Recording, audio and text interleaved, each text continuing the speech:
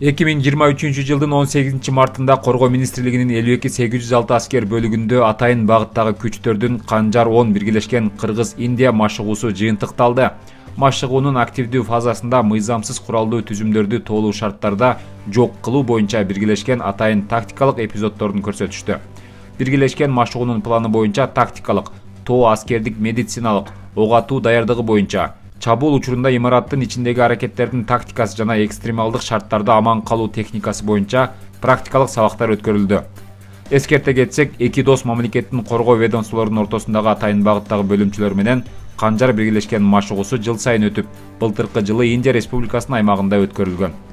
Урматтуу мекендештер, сиз Москвада иштеп, кирди чыкты кызматына муктаж болсоңуз, биздин кызматтан пайдаланыңыз. Биздин компания эң акыркы үлгүдөгү унаалар менен камсыздалган. Салондо акысыз Wi-Fi бар, жана документтер жагынан жардам беребиз. Бизде көп жылдык тажрыйбасы бар айдоочулар иштейт. Байланыш үчүн номерлерибиз +7 926 725 38 85 +7 999 997 46 76.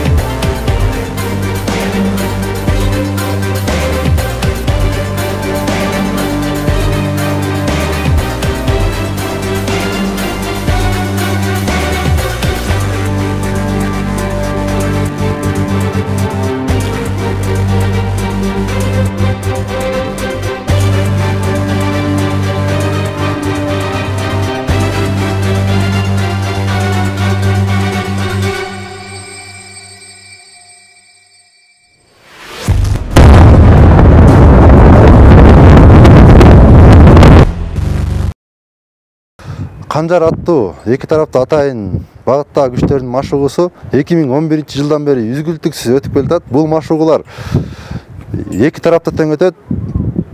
Буга чейин биздин аскер кызматкерлери Индия Республикасына барып, атайын машыгууга катышып келген. Быйыл Канжар 10 аттуу машыгууда Индия Республикасынын аскер кызматкерлери биздин өлкөгө келип, ушул биргелешкен эки тараптуу Канжар 10 машыгуусуна катышууда.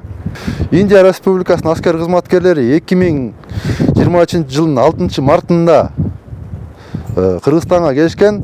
Ошол мезгилден бери атайын тактикалык даярдыктан, ок атуу даярдыктан жана тоо даярдыгынан атайын сабактар өткөрүлдү. Жана ушул машыгуунун темасына ылайык даярдык өткөрүлдү.